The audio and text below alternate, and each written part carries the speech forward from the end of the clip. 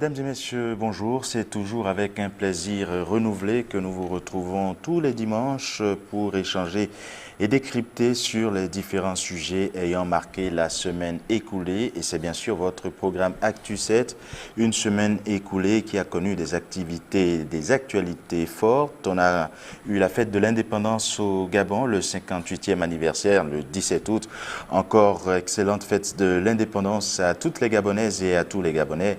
Et nous avons eu aussi de bien tristes nouvelles, le décès de l'économiste Samir Amin, le décès de Kofi Annan, le Ghanéen, et puis le décès de Aretha Franklin, noire américaine aux ancêtres africains, évidemment. Et avec moi sur ce plateau, autour de moi, à ma gauche, Alex Berriot-Momra, directeur éditorialiste de Label Radio et Télé. Alex, bonsoir. Bonjour Robert et bonjour à nos chers téléspectateurs. Et Aziz Adewale Nchandi, coordonnateur de la rédaction centrale de Label Radio et Télé. Aziz, bonjour. Bonjour Robert, mesdames et messieurs, bonjour. Comme cette émission, vous la connaissez certainement par cœur, elle démarre tous les dimanches par une rubrique qui s'appelle le fait de la semaine. Un fait de la semaine qui nous transporte au Mali où le résultat du second tour des élections a été rendu public vendredi dernier. Des résultats faisant vainqueur Ibrahim Boubacar Keïta contre l'opposant Soumaïla Cissé qui a rejeté quelques jours bien avant ces résultats, qui a rejeté les résultats avant même l'annonce officielle. Nous revenons sur le sujet qui a été consacré à cette actualité et autour du plateau, nous en débattrons. Ces militants et sympathisants avaient déjà commencé à s'agiter dans les rues de Bamako dès le lendemain de la proclamation des résultats provisoires du deuxième tour par la Commission électorale nationale.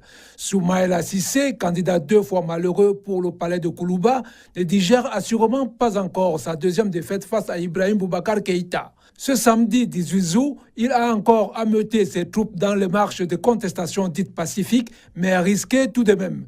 Alors qu'en 2013, avant même la fin des dépouillements du deuxième tour, Soumaïla Cissé avait reconnu sa défaite et était allé voir Ibrahim Boubacar Keïta pour le féliciter. Il a choisi cette fois la posture contraire, bien raide dans ses bottes, convaincu que c'est lui le vrai vainqueur, avec environ 52% des suffrages sur la base des décomptes de ses équipes.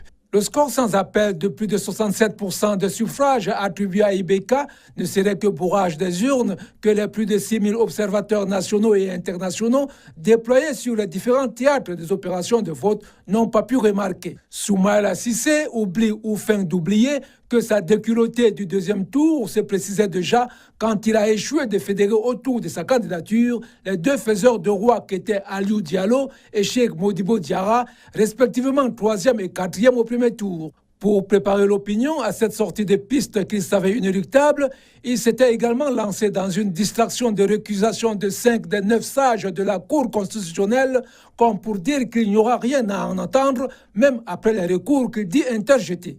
Pour actualiser son poids politique mis à mal après cette deuxième défaite, le chef de l'opposition se lance dans des manifestations et des déclarations qui n'ont pour finalité que d'exacerber la rue. En a-t-il vraiment besoin pour continuer d'exister politiquement? Non, assurément. Mais pourquoi donc choisir la veste de mauvais perdant alors que le costume de démocrate arboré en 2013 lui convient toujours? Pour de nombreux observateurs, l'élection présidentielle au Mali en 2018 s'est passée comme beaucoup étaient loin de le penser. Dans un pays en crise de stabilité et de sécurité depuis bientôt 10 ans, les populations n'ont certainement pas besoin d'une crise politique en plus. Soumaïla Cissé, 2 fois candidat malheureux dans sa course vers le palais de Koulouba au Mali. Alors pourquoi est-ce que Soumaïla Cissé, je me tourne vers vous, Alex, pourquoi est-ce que Soumaïla Cissé persiste à crier à la fraude alors que l'ensemble des observateurs s'entendent quand même sur quelques défaillances au point de vue procédural, mais pas de nature à remettre en cause le déroulé du scrutin?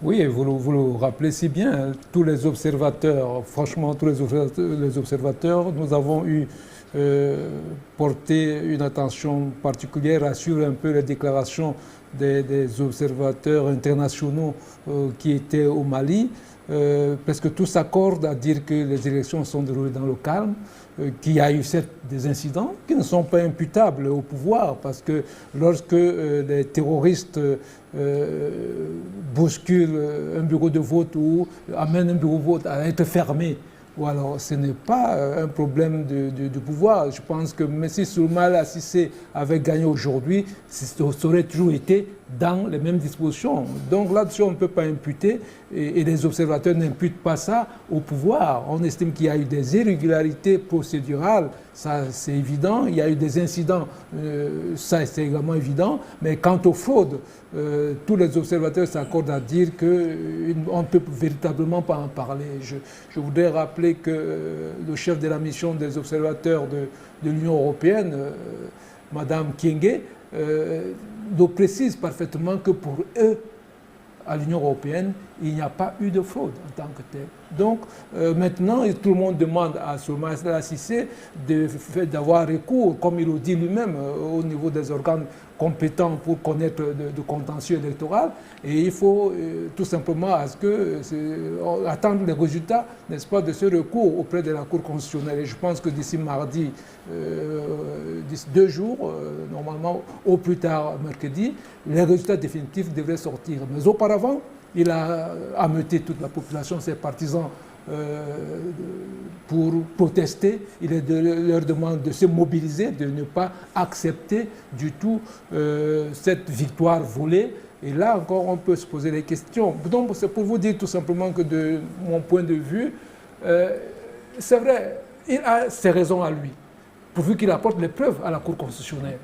Bon, alors, mais pour l'instant, ce n'est pas le cas. Je ne suis pas sûr que veut se ressembler à Raila Odinga au Kenya l'année dernière, n'est-ce pas, qui, malgré tout ce que les observateurs avaient dit de bon sur le déroulement des avait persisté et signé que pour lui, il y a eu fraude. Mais il a prouvé. Il a prouvé. Donc, on attend que M.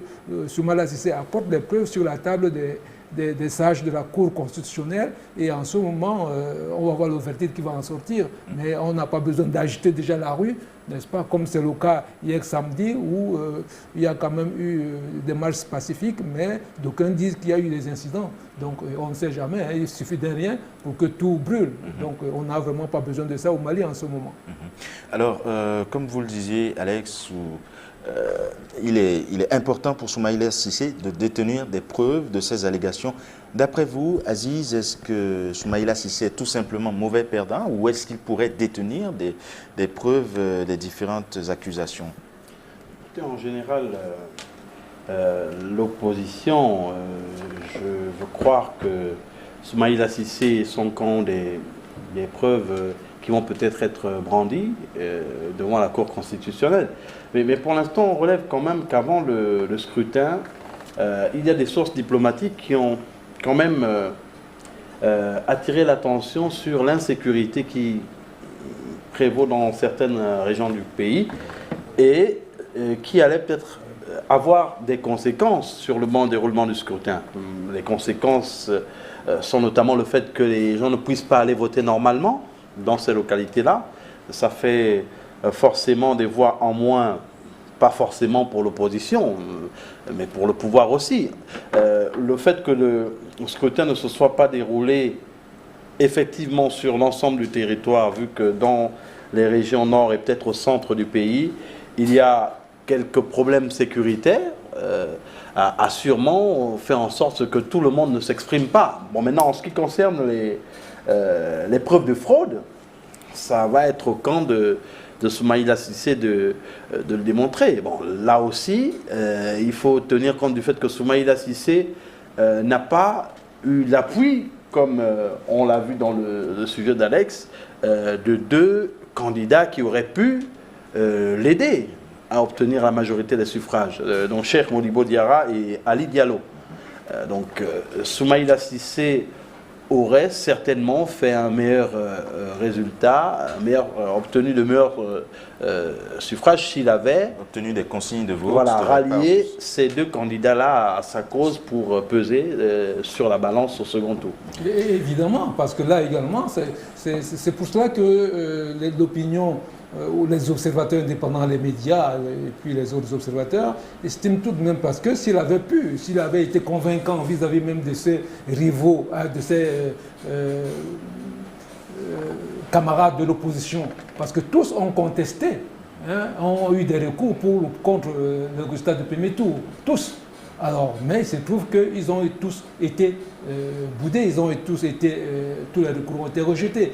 Mais il n'a pas pu fédérer autour de lui, n'est-ce pas, les voix, le report des voix des autres. Parce que s'il avait pu obtenir d'Aliou Diallo et de Cheikh Modibo Diarra leurs 16% cumulés, avec ces 22%, ça lui aurait fait quelque chose qui tournait dans les 40%, 38%. Et avec ça, avec l'effet d'entraînement, il est sûr que peut-être d'autres voix seraient portées sur lui et auraient contesté valablement. Mais à ce niveau, il n'a pas réussi déjà. Alors, mais depuis, je vous rappelle, il a même commencé par récuser les juges de la Cour constitutionnelle. 5 sur 9, c'est quand même costaud à la veille de l'élection. Même pas avant le scrutin, après le deuxième ou premier tour. Donc tout cela ressemble un peu à des manœuvres préparatoires à un résultat qu'ils savaient peut-être pas gagner, et pour autant pour qu'ils gardent quand même une certaine, je pourrais dire, une crédibilité qu'il n'a pas perdue, mais une crédibilité, puisqu'il était convaincu que cette fois-ci il gagnerait. Alors bon, en ce moment, si c'est pour cela, on peut le comprendre, parce que le discours politique, il ne faut pas le lire au premier degré, le message est ailleurs, souvent également. Alors le message ici est davantage peut-être à garder suffisamment autour de lui ceux qui continuent à croire en lui, au lieu que ça s'émiette encore davantage après ce deuxième tour. Parce qu'une deuxième fois comme ça, on peut estimer que bon, pour vous, ça va comme cela, et puis on se reporte à d'autres. Mais il faut quand même dire que l'écart est conséquent, 67% pour Ibrahim Boubacar Keïta. Mais dans la démarche, est-ce qu'il n'y a quand même pas un problème? Mobiliser ces sympathisants, les appeler à une sorte d'insurrection ou de rejet des résultats, est-ce que c'est la bonne démarche, Aziz? Mais il est dans la démarche classique de l'opposition, et les oppositions chez nous. En général, il faut maintenir la pression en mobilisant la rue. Mais bon, sauf que c'est quand même très cher payé en général, parce que le bilan humain parfois peut être matériel et humain. Matériel et humain peut être chaotique. Il y a on a vu certaines images, on ne sait pas si elles sont avérées, si elles sont des images qui ont été vérifiées, mais on a vu des images de véhicules brûlés à certains endroits, etc. Si tel est le cas, c'est clair que le bilan matériel et parfois humain est toujours lourd. Maintenant, est-ce que c'est nécessaire pour un pays qui a déjà de gros problèmes avec le terrorisme et l'insécurité? Est-ce que ça ne va pas ajouter à l'insécurité, au climat d'insécurité ambiant avec des terroristes qui profitent de la plus petite occasion pour mettre le feu? Sans compter que le Mali est quand même un pays bien loti en matière de démocratie. Ah oui, enfin on se souvient quand même de pas mal de présidents qui ont marqué l'histoire du pays et même qui ont surpris à travers le continent. Mais là également, il faut en principe que l'opposition se renforce. Parce que je n'ai pas le sentiment que ça aurait fonctionné, c'est vraiment personnel, cette fois pour Soumaïla Cissé, parce qu'il ne me semble pas avoir mobilisé suffisamment.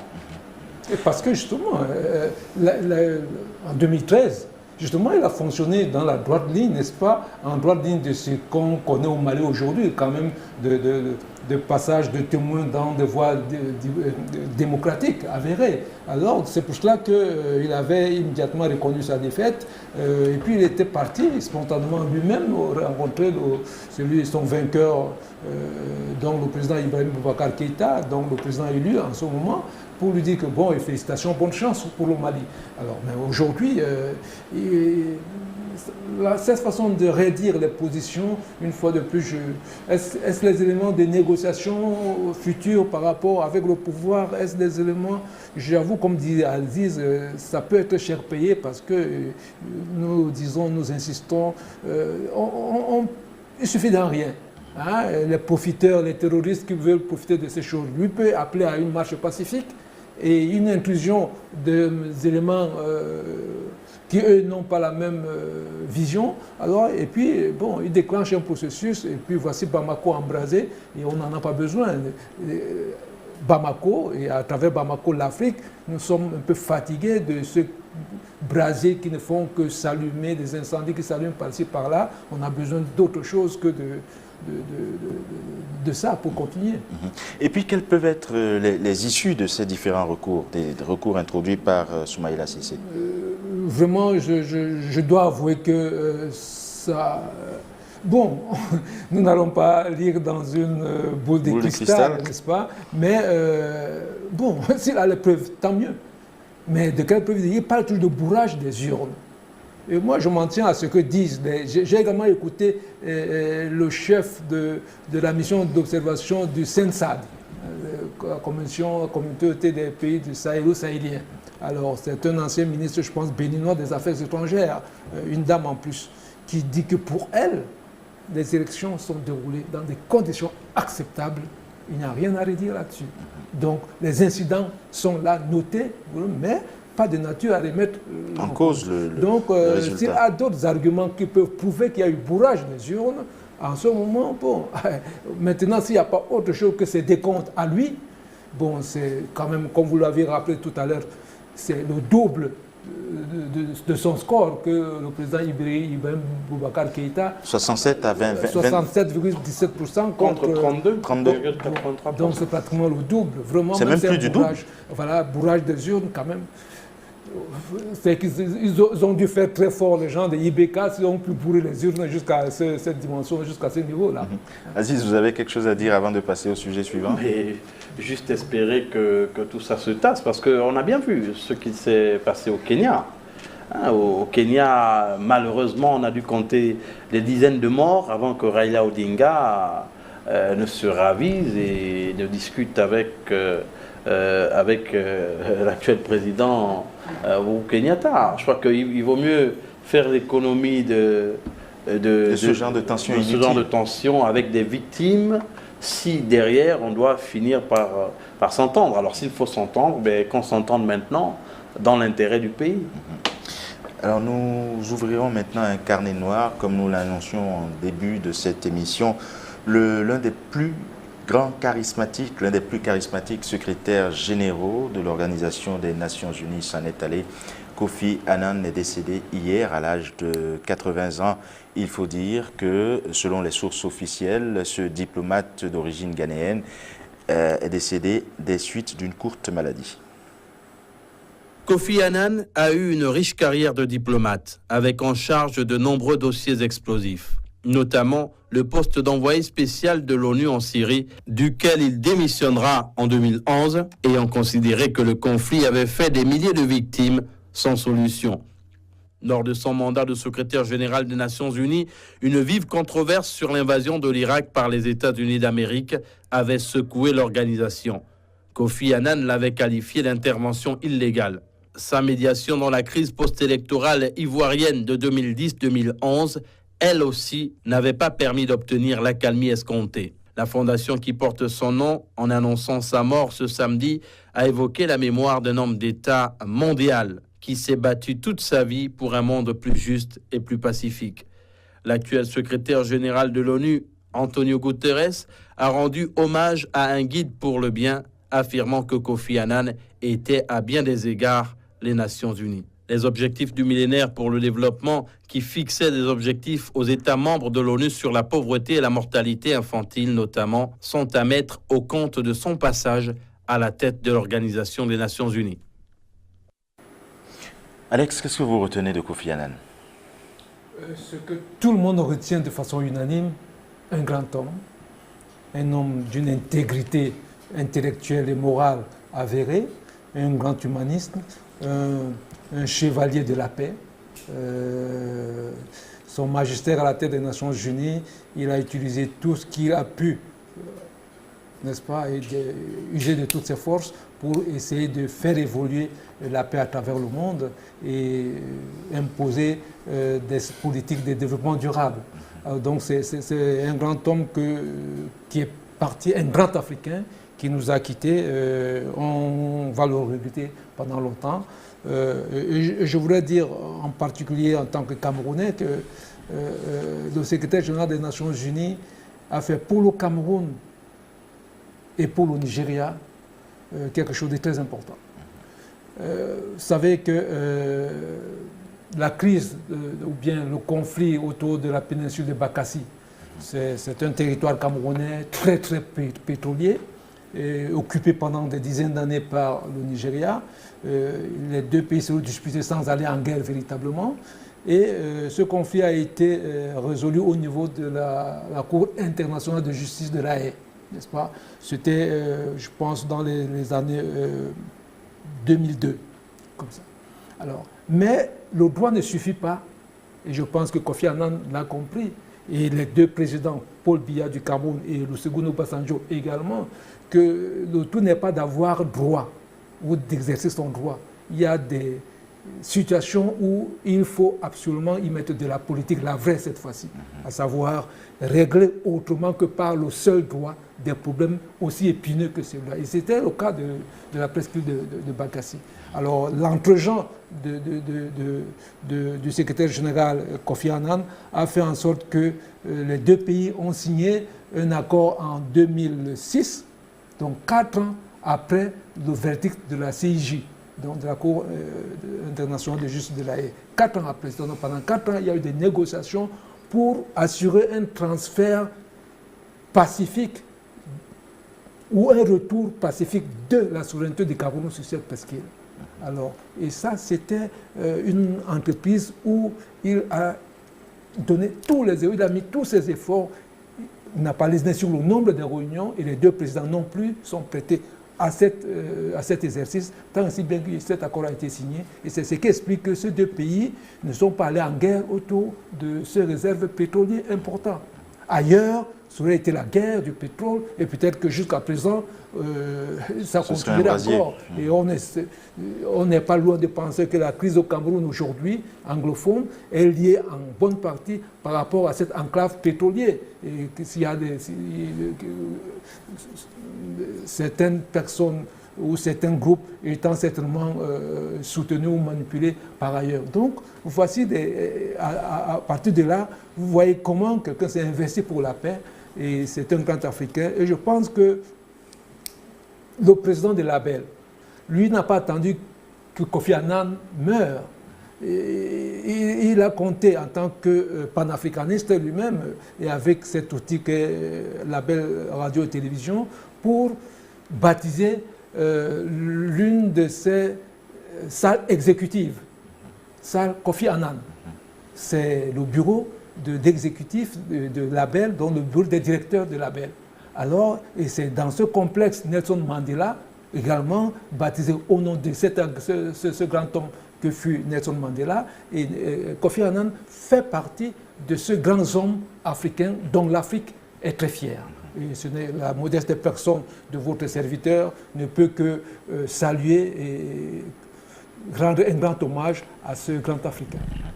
Aziz, il était diplomate et pas que de carrière. Pas que de carrière, c'était effectivement un homme qui avait une stature particulière. Hein, parce que vraiment, quand le regardait, je crois qu'il avait une carrure qui forçait les gens à respecter un calme extraordinaire. Il se dégageait une sorte de sérénité dans le regard, dans la posture. Et ça a vraiment impressionné. Bon, enfin, on le voyait plus jeune à la télévision, mais c'était vraiment un type qui a énormément forcé le respect. Et on a recueilli quelques témoignages à propos de la guerre en Irak, où il dit que son plus grand regret est de n'avoir pas empêché, n'avoir pas eu la capacité d'empêcher la guerre en Irak, parce qu'il avait estimé que c'était une guerre injuste.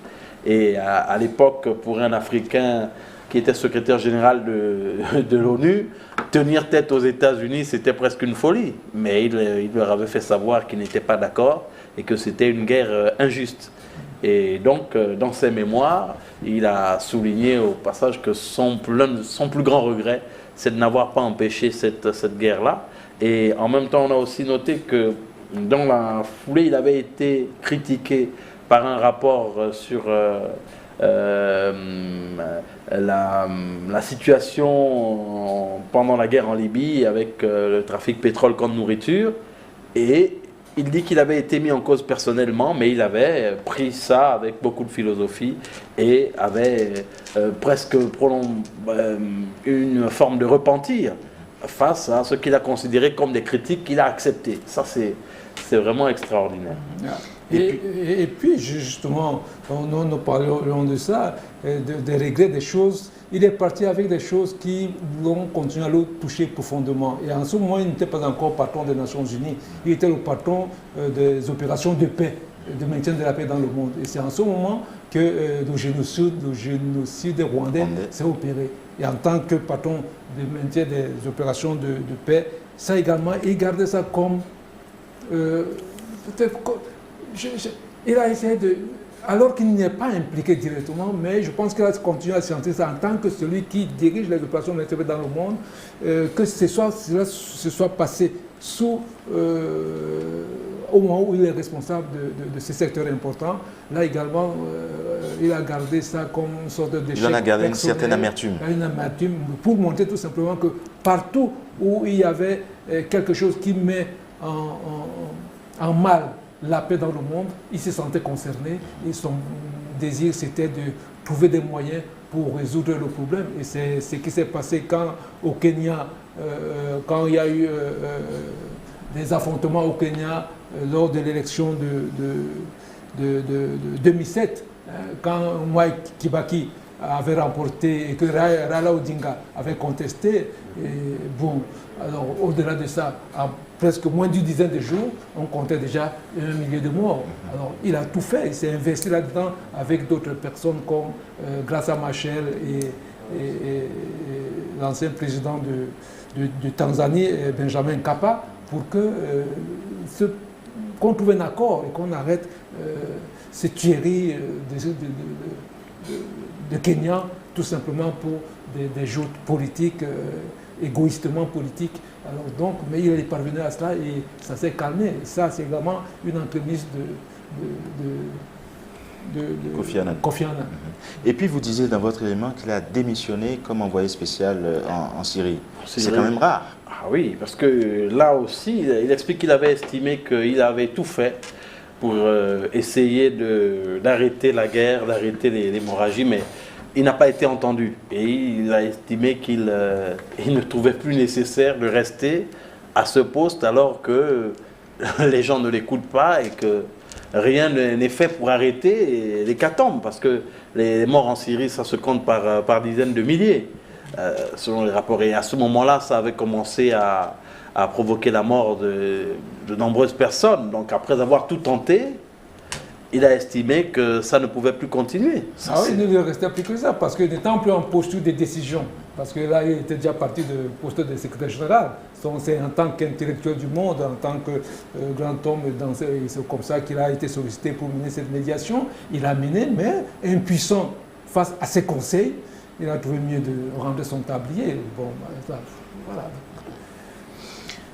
Mais que la mémoire de l'illustre disparu repose en paix. Et nous irons maintenant en Angola. Nous parlerons d'un mini-sommet régional qui s'est tenu à Luanda, et un mini-sommet où les différents présidents présents ont félicité dans une déclaration commune le président congolais Joseph Kabila pour avoir respecté la Constitution en ne se représentant pas à la présidentielle conformément en ne se représentant pas à la présidentielle du 23 décembre et en mettant l'intérêt supérieur de la nation au-dessus de certains intérêts particuliers. À l'initiative du président angolais, le chef de l'État Ali Bongo Ondimba a pris part à un mini-sommet sur la paix et la sécurité au niveau de la sous-région d'Afrique centrale. Sur la table également, le processus électoral en RDC. La rencontre a vu la participation des présidents angolais, congolais et gabonais et des chefs de délégation des pays de la CEEAC, de la SADC, de l'Union africaine et de l'ONU. Il est clair qu'avec l'actualité actuelle en RDC, ce point va être le point central de ce sommet. Comme vous le savez, le président Kabila s'est prononcé, a eu à respecter finalement ses engagements qui étaient de respecter l'accord de la Saint-Sylvestre, qui faisait ressortir de façon claire qu'un autre mandat n'était pas possible. Le président Kabila l'a signifié clairement. Au niveau des chefs d'État de la sous-région, il n'y a pas d'inquiétude. Puis le chef d'État, le chef d'État Kabila, à maintes reprises, l'a signifié à ses pairs. La rencontre s'est déroulée au centre de conférence de Talatonia. En RDC, le candidat de la majorité présidentielle est connu. Il s'agit de l'ancien ministre de l'Intérieur et secrétaire permanent du parti présidentiel. La CEEAC et la SADC soutiennent la position du président Joseph Kabila. D'abord, se féliciter de ce qui a été fait et d'accompagner ce pays frère dans le cadre de ce processus démocratique. Il est clair que les élections seront organisées le 23 décembre 2018 en RDC. Il faudrait donc que tout ce qui a été prévu puisse être déroulé de façon convenable. Indépendant depuis le 30 juin 1960, la RDC est le 4e pays d'Afrique le plus peuplé. Et à travers la position du président Joseph Kabila, le pays a retrouvé ses lettres de noblesse pour avoir créé les conditions de la première alternance politique qui sera désormais écrite en gras dans les annales de l'histoire de l'Afrique. Au terme de la rencontre, le chef de l'État Ali Bongo Ondimba a regagné Libreville. Alex, que retenir de ce mini-sommet présidé par le président angolais João Lourenço et un mini-sommet qui note quand même l'absence du président Joseph Kabila? Que retenir d'abord les félicitations à Joseph Kabila, parce qu'une fois de plus, beaucoup lui ont prêté les intentions de vouloir absolument se présenter. Mais je pense qu'il a dû tenir dans les différents tours, soit que c'est lui qui les a fait auprès de ses homologues, soit que ce sont ses homologues qui sont allés chez lui, n'est-ce pas? On se rappelle que le président Ali Bongo était à Kinshasa à un moment bien avant. On sait que lui-même, le président Kabila, était à Luanda, je pense, moins de 2 semaines avant ce sommet. Alors, je pense qu'il a continué à leur dire que je vais respecter la Constitution. Alors, il attendait simplement au dernier moment. Et ce sommet, je retiens qu'on lui s'est gré, n'est-ce pas, d'avoir honoré sa parole. Et c'est un grand soulagement pour la paix au Congo, en RD Congo, et c'est très important. Maintenant, il n'était pas là, comme je disais tantôt à l'occasion. C'est vrai que s'il avait été là, ça aurait été une très bonne chose. Hein, ça relevait toujours parce qu'il était attendu. Mais comme je le disais, vous savez, quand il y a un chef d'État, c'est un agenda très très chargé. Alors il était là moins de 10 jours avant, je pense moins de 2 semaines en tout cas, avant. Il pouvait répartir, mais en même temps, il y avait un sommet de la SADC qui s'est profilé à l'horizon. Ce sommet a commencé vendredi dernier, s'est terminé hier samedi, n'est-ce pas? Là où il était présent. Donc je pense qu'au lieu de redire les mêmes choses tout le temps, il s'est peut-être dit que, écoutez, le Premier ministre là-bas, vice-premier ministre chargé ministre des Affaires étrangères, ira là-bas. Représenter valablement. Oui, donc représenter, donc c'est lui, sauf que physiquement il n'est pas là, mais c'est lui, il a le mandat, et c'est comme cela. Donc je pense que c'est ce qu'il faut retenir. Ils ont fait le point, les chefs d'État qui étaient là. Ils étaient là en plus, ils représentaient les autres chefs d'État, parce que le président Bongo était là-bas en tant que président de la CEEAC.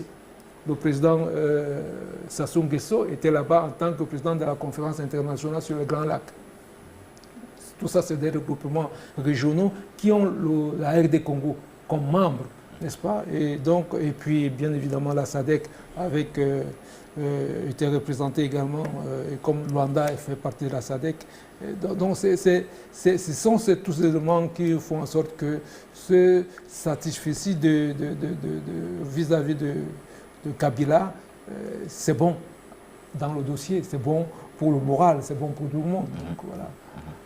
Alors, Aziz, Joseph Kabila absent à ce sommet, mais qui est resté quand même le focus de toutes les attentions de par sa décision de ne pas se représenter aux élections conformément aux engagements et aux promesses faites.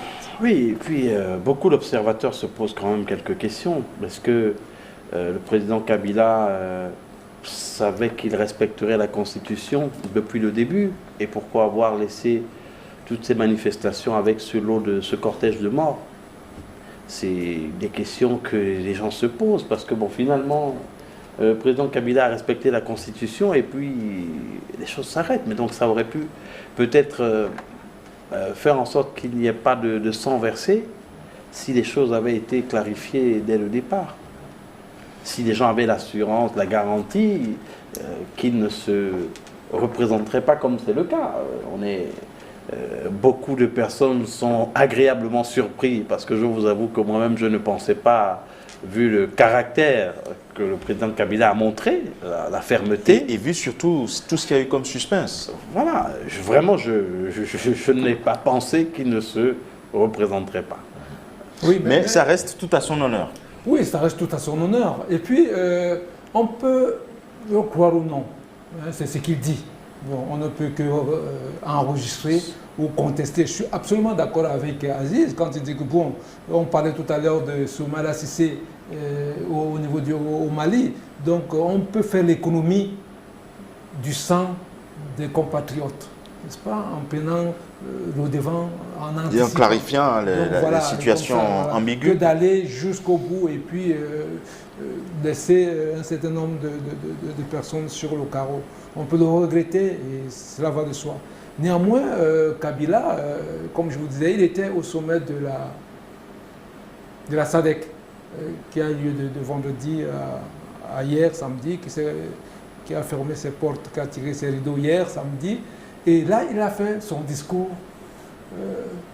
disons, d'adieu. Mais lui-même a refusé de parler d'adieu. Je reviendrai si vous me permettez ou bien si on a l'occasion.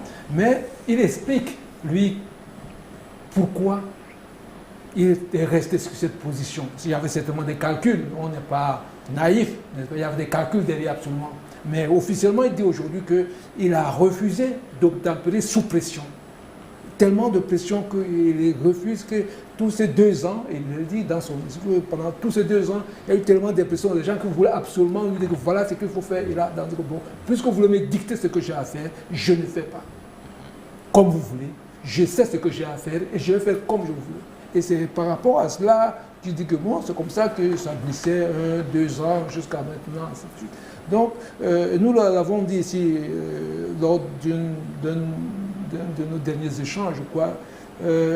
On pense parfois, surtout les puissances qui nous viennent en aide, pensent parfois que c'est en nous infantilisant qu'ils nous rendent peut-être service.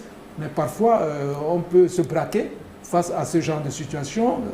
Ce n'est pas un jeu, c'est vrai, mais on peut se braquer aussi. Et c'est même dangereux quand ça devient politique. Et par rapport à cela, quelqu'un peut se dire que, écoutez, je suis souverain, je suis un État, je suis un chef d'État. Je suis peut-être comme je suis mes enfants, je suis un chef d'État. Si vous voulez me montrer que vous me manipulez, je ne céderai pas à la pression. Je ne céderai pas à la manipulation.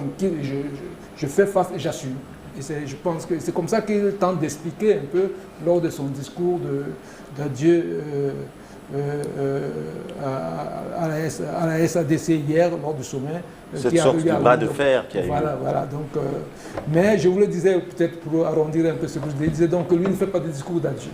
On lui a demandé de faire un discours d'adieu, il dit qu'il ne fait pas de discours d'adieu. Il dit pourquoi faire un discours d'adieu? Moi, je n'aime pas faire de discours d'adieu. Je vous dis tout simplement à bientôt.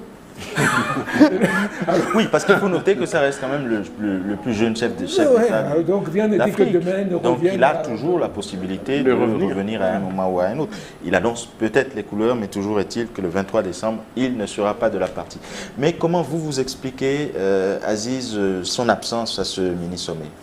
Mais certainement qu'il ne se sentait pas l'obligation d'être là à ce moment précis, puisque finalement... On note, comme le soulignait Alex, qu'il a prononcé un discours à la fin. Il a certainement un agenda chargé. Et puis, il y a aussi la présidentielle qu'il faut préparer. Il a un candidat qu'il faut soutenir et accompagner. Et ce candidat a certainement besoin de son expérience pour garder le pouvoir au sein du camp qui le détient actuellement. Et ce candidat l'a accompagné au sommet de Windhoek. Emmanuel Rama Chadari, il était avec lui au sommet de Windhoek, comme pour le présenter, quoi, n'est-ce pas? À celui qui va être... son dauphin, on va dire. Ah, voilà.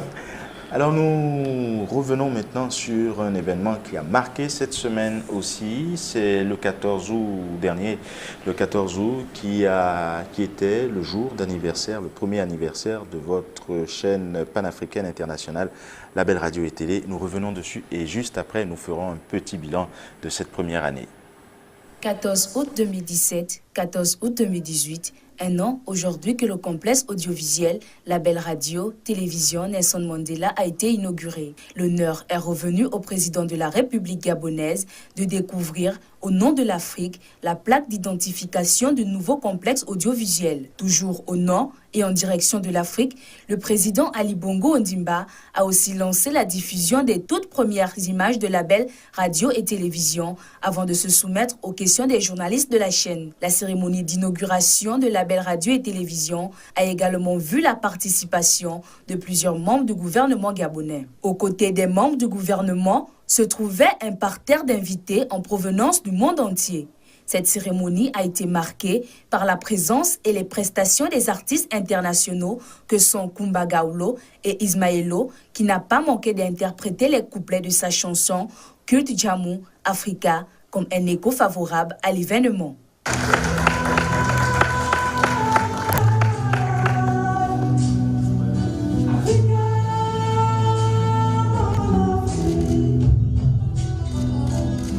Dans son allocution, Mactar Silla, président directeur général du groupe La Belle Radio et Télévision, a appelé toute l'Afrique à s'approprier ce groupe de communication. Fonctionnant tant en français qu'en anglais, La Belle Radio et La Belle Télévision évoquent à la fois l'esthétique et la vision d'une Afrique positive dont l'image et la marque sont à promouvoir. Le slogan est tout simplement l'image du continent, branding africain.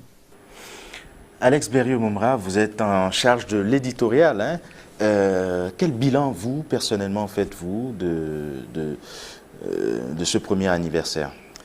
Un bilan positif. Il ne pouvons pas passer moi le mot cracher sur ce plaisir d'avoir déjà fait un an. C'est un bilan positif. Nous avons relevé sous le magistère du président de ce groupe un grand défi. Ce défi technologique, c'est ce bel outil qui est ici implanté à Libreville.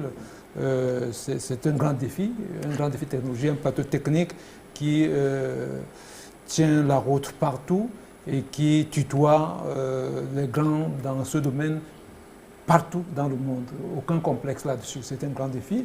L'autre grand défi également, c'est au niveau de la couverture continentale de notre chaîne. Là, c'est un autre grand défi parce que couvrir aujourd'hui l'ensemble du continent, il n'y a pas une seule portion du territoire africain qui n'est pas couvert. Continental et international. Oui, parce que notre cible première étant l'Afrique, nous voulons dire à toute l'Afrique que potentiellement, même pas potentiellement, nous avons réellement le service label au-dessus de vos têtes tous les jours. Maintenant, à chacun de pouvoir chercher et puis le trouver. Donc, il ne sont pas nombreuses les chaînes de télévision en Afrique qui peuvent se targuer de cette performance. Donc, c'est un bilan positif qu'on peut tirer. Et aujourd'hui, nous avons tout simplement des challenges à relever. Et ce sont ces challenges maintenant qu'il faut relever. Ce challenge porte davantage sur les contenus. Et ces contenus, comme l'a prescrit le PDG du groupe, il s'agit de parler d'Afrique aux Africains et à tous les autres publics dans le monde. Donc, et ça, c'est produire des contenus africains. Alors, et pour produire des contenus africains, on a besoin de tous ces partenariats qui devraient venir solliciter concourir avec la BER dans la production de ce contenu, n'est-ce pas? Et ce n'est pas seulement des contenus informatifs. Il y a tous les produits culturels africains qui peuvent valoriser l'image de l'Afrique, qui peuvent valoriser le continent africain. C'est de ça qu'il s'agit aujourd'hui. La BER seule, où le président du groupe et l'ensemble de son équipe, nous ne sommes que des outils. Mais l'outil est mis à la disposition de toute l'Afrique. Et c'est le challenge qu'ensemble, on doit relever en ce moment. Ce n'est plus le challenge du seul promoteur du groupe, c'est le challenge de tous les Africains à eux de s'approprier cet outil. Donc c'est un bilan positif. Nous nous félicitons d'être là aujourd'hui. La preuve, nous sommes ici en ce moment dans cette émission. Nous parlons à beaucoup de publics en Afrique et c'est comme ça depuis le début de cet exercice. Je pense qu'avec l'ensemble de ce que nous produisons, c'est vraiment de quoi être fier. Aziz, votre ressenti après ce premier anniversaire? Nous avons passé une année pleine d'expérience, riche en expérience, et il ne reste qu'à continuer parce que, comme vous le savez, il ne faut jamais rien prendre pour acquis. Tout ce qui a été fait jusque-là est derrière nous. Il va falloir continuer à travailler en faisant un peu mieux que ce que nous avons déjà pu faire. Il faut dire une fois de plus que quand nous parlons nous devons relever en ce moment des challenges de production des contenus, c'est ça le plus important. Parce que la technologie, la quincaillerie, comme on me dit parfois dans notre jargon, ne suffit pas. C'est là pour permettre de produire et de diffuser. Mais ce qui est important, c'est le produit intellectuel qui est consommable par tout le monde. Et quand nous appelons aujourd'hui aux uns aux autres de venir s'associer à nous pour essayer de relever ce challenge-là, alors on ne demande pas de l'aumône. C'est pas que, donner, non. On veut simplement que les sponsors, vous savez, il y a beaucoup d'annonceurs africains aujourd'hui qui utilisent les médias occidentaux pour les grandes annonces. C'est en termes de millions de francs pour quelques secondes, n'est-ce pas? Alors qu'ils sachent en ce moment qu'il y a un instrument comme Label pour pouvoir porter ces messages, que les institutions nationales et internationales, les gouvernements qui ont des produits, des programmes de communication, nous rejoignent et ensemble, que nous puissions travailler pour pouvoir relever, faire connaître ce qui se passe dans les différents États, dans les différents pays. Et ça, c'est l'affaire de tout le monde. Donc on ne dit pas donner de l'argent pour le plaisir de nous donner de l'argent. Annoncer chez nous, établissons des partenariats, sponsoriser des contenus pour qu'on donne au monde les produits originaux africains. Et c'est comme ça que nous allons diffuser notre culture. Nous diffusons les produits, les films africains, les documentaires africains, un certain nombre de choses que d'autres ne peuvent pas faire mieux que nous. Et sachant aussi, sans vous interrompre, que nous sommes ténors en matière de diffusion satellitaire, puisque nous sommes sur 6 différents satellites à la fois. Alors, donc, comme vous disiez tout à l'heure, nous arrosons non seulement l'Afrique, mais nous arrosons le bassin méditerranéen, nous arrosons une partie de l'Asie, nous allons le Golfe, le pays du Golfe Persique, jusqu'aux États-Unis, une bonne partie de la Chine. Donc, partout où il y a des poches de population africaine ou non, nous avons opté pour essayer d'atteindre ce genre-là dès le départ. Et ça, il faut le faire. Donc, pourquoi ne pas vraiment saluer et l'initiateur de ce groupe, on ne le dira jamais assez, c'est une foi, c'est une conviction, c'est une ambition nourrie depuis très longtemps et c'est pour cela qu'on ne peut être que fier aujourd'hui. Mais une fois de plus, nous sommes debout, nous ne voulons pas ramper, nous ne voulons plus nous baisser, nous voulons tout simplement continuer à marcher tout droit en allant devant, mais véritablement, nous ne pourrons pas le faire seuls si nous n'avons pas le secours des autres. Et nous voulons le faire ensemble et comme ça nous parviendrons. Et c'est le grand combat aujourd'hui de la télévision panafricaine et internationale. Et sachant qu'il y va de l'intérêt de tous de profiter, de s'approprier cet outil à la disposition du continent africain et de tous les Africains. Nous aborderons maintenant le dernier virage de cette émission et nous reviendrons, nous rouvrirons un carnet noir, celui de la reine de la soul music, Aretha Franklin, chanteuse d'exception, mais aussi féministe et défenseur des droits civiques, décédée en début de semaine à l'âge de 76 ans. Marie-Paul Redombila nous propose de revenir sur cette femme d'exception. Lady Soul nous a quittés. Gravement malade, Aretha Franklin a poussé son dernier souffle chez elle à Détroit ce jeudi. La chanteuse afro-américaine luttait contre un cancer du pancréas depuis déjà 8 ans.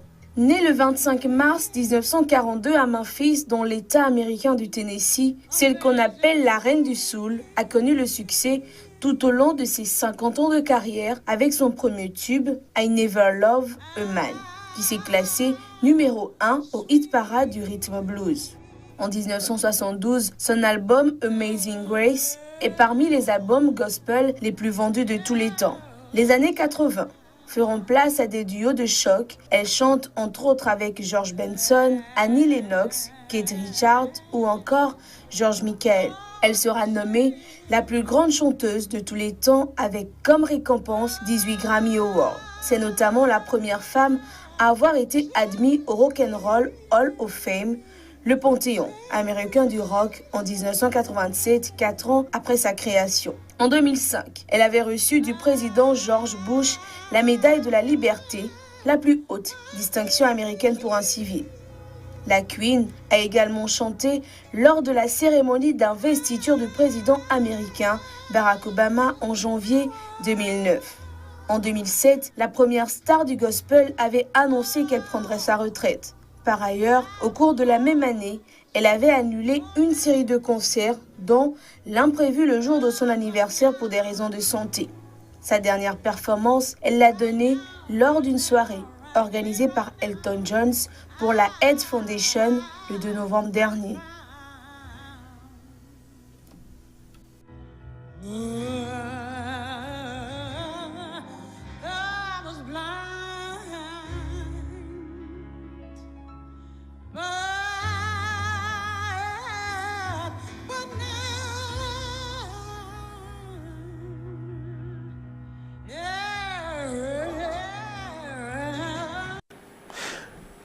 Alex, je me tournerai forcément vers vous, qui connaissez, dont l'époque est quasiment la plus proche de celle de Aretha Franklin que vers Aziz, qui va quand même nous dire quelques mots dessus. Qu'est-ce que vous retenez de cette femme? C'est des noms qui nous ont bercés. C'est quand même une musique qui a traversé plusieurs époques. Véritablement, c'est les premiers noms que nous avons commencé à apprendre à cette époque. Otis Redding, Aretha Franklin, James Brown, donc, George Benson. George Benson. Alors tous ces gens, alors, et quelle voix, n'est-ce pas? C'est une très très grande voix. Parfois on dirait que d'où elle sort? Elle sort des mers, elle sort d'où? Donc véritablement aujourd'hui, bon, elle a également beaucoup lutté contre son mal, hein, n'est-ce pas? Et heureusement également, elle est américaine, d'ancêtre africain, mais heureusement qu'elle est là-bas parce que d'autres personnes auraient été foudroyées depuis longtemps, mais le mental est resté jusqu'à ses dernières prestations. Donc on ne pouvait pas imaginer qu'elle était aussi souffrante que ça. Donc véritablement, qu'est-ce qu'on peut dire? Hommage, chapeau bas à cette grande dame, à cette belle dame. Et bon, le monde est ainsi fait, on vient, on part. Aujourd'hui, elle sort, je voulais dire par la grande porte, la porte de l'honneur, n'est-ce pas? Elle a toujours été au piédestal depuis ce temps-là, fille de pasteur, n'est-ce pas? Habituée au choral dès le jeune âge. Donc véritablement, Aretha Franklin, une grande dame. Et qui a milité en faveur de plusieurs causes aussi. De plusieurs causes et qui a été très entourée et toujours proche du bas peuple. Du bas peuple. Pas de distinction, pas de discrimination, comme elle pourrait-elle, mais être très riche comme elle est devenue. Ceux qui l'ont entourée, c'est le continuent à témoigner, quand elle était dans un quartier, alors c'est tout le monde. Elle embrassait même les gens qui demandent l'argent au bord de la route, les nécessiteux. Non, elle vient apporter des cadeaux, elle essaie de régulièrement aller vers ceux-là qui n'ont rien pour leur apporter de l'espoir. C'est comme cela que, sans aucune sécurité autour d'elle, n'est-ce pas? Donc, sa maison ouverte, d'après ceux qui la connaissent, les témoignages de ceux qui l'ont connue. Donc, nous autres, on n'a fait que lire tout cela. C'est dire tout simplement que c'est une grande dame dont nous allons nous rappeler pendant longtemps, très très très longtemps. Aziz? Et on a fait à travers des notes d'histoire avant de découvrir sur Internet certains de ces morceaux. On a appris qu'elle était surtout militante. Enfin, d'abord chanteuse de gospel, fille de pasteur, militante pour les droits civiques des Noirs, et qui a finalement été une féministe, on va dire, qui s'est affirmée au fil des temps. Elle a aussi fait preuve d'engagement pour la cause des Noirs dans son pays, pour la reconnaissance des droits des Noirs à travers de nombreuses prises de position. Donc c'est clair qu'elle a, et on sait aussi que son histoire est un peu liée, l'histoire de son père est liée à celle de Martin Luther King. Voilà, messieurs, nous sommes au terme de cette émission. Merci de votre bienveillante attention. Merci à Alex Perriou-Moumra. Tout le plaisir. Merci à nos téléspectateurs. Merci à Aziz Adewale Nchandi. Je vous en prie. Et merci à vous aussi d'être restés là, de nous suivre tous les dimanches et de rester fidèles à nos programmes. Merci de retrouver la grande édition du journal ce soir à 20h30 qui sera présentée ce soir par Aziz Adewale Nchandi à ma droite et surtout la rediffusion de votre programme Actu 7 à 21h. Merci encore, excellent dimanche à toutes et à tous. Et aussi, par anticipation, bonne fête de la Tabaski à toutes les musulmanes, à tous les musulmans. C'est prévu certainement pour mardi prochain. Au revoir.